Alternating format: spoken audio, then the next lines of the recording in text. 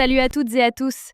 Dans cette vidéo, nous revenons sur des événements graves et sensibles survenus dans la nuit du 3 janvier au Burkina Faso, où un complot visant à déstabiliser les institutions a été déjoué.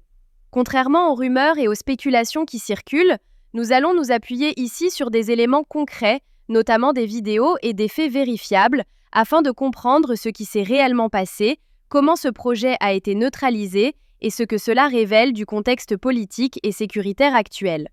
À présent, je vous invite à suivre la vidéo suivante du ministre de la Sécurité. D'État déjoué, que s'est-il passé le 3 janvier, ou du moins qu'est-ce qui était prévu? Le ministre de la Sécurité répond. Dans la déclaration que vous allez suivre, le ministre Sana lève le voile sur le cerveau du complot, le financement, les complices et la finalité du funeste projet. Un projet de déstabilisation qui implique militaires et civils. Écoutons la déclaration du ministre.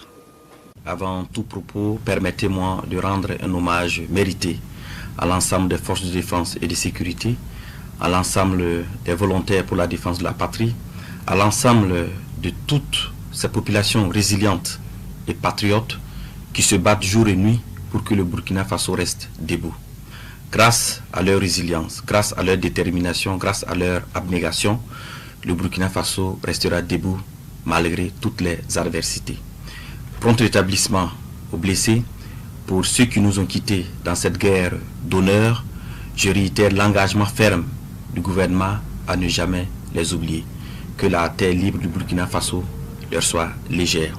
C'est l'occasion pour moi de féliciter et de saluer le travail fort appréciable des services de renseignement. Grâce à leur professionnalisme, le Burkina Faso a déjoué pour la énième fois des tentatives de déstabilisation. Félicitations à eux. En substance, le 3 janvier 2026 à 23 h, il était prévu une action de déstabilisation du pays. Cela allait se faire par une série d'assassinats ciblés des autorités civiles et militaires, en commençant par la neutralisation du camarade capitaine Ibrahim Traoré, chef de l'État, président du Faso, soit à bout portant, soit par une action pour miner son domicile. Après cette action, devrait suivre une action de mise hors service de la base drone et une intervention militaire terrestre des forces extérieures. Les acteurs impliqués pour une question de confidentialité et aussi pour éviter de compromettre l'efficacité des enquêtes, nous allons citer seulement l'acteur principal. Il s'agit de l'ex-lieutenant-colonel Paul-Henri Sandaogo Damiba. Alors, il a eu pour mission clé de concevoir et de planifier les actions, de rechercher et de mobiliser les fonds, de recruter des populations civiles et des militaires.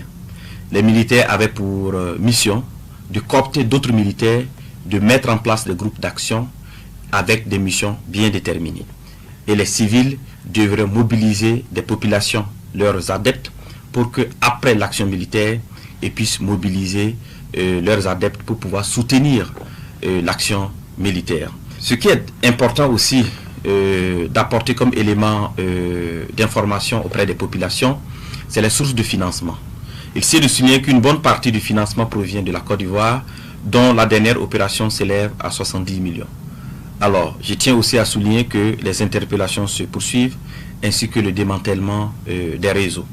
En tout état de cause, et pour prendre l'opinion nationale à témoin, nous mettrons à la disposition des médias des vidéos d'aveux, issus des auditions de quelques acteurs clés. Alors, les enquêtes se poursuivent, les interpellations également se poursuivent. Alors, toutes les personnes impliquées dans cette affaire seront présentées devant le procureur du Faso, et toute la rigueur de la loi s'appliquera à eux. À l'endroit des Burkinabés, je tiens à rassurer les populations que la situation est sous contrôle.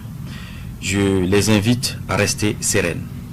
Aussi, je tiens à saluer l'esprit d'abnégation, l'esprit de patriotisme des populations et particulièrement de la veille citoyenne.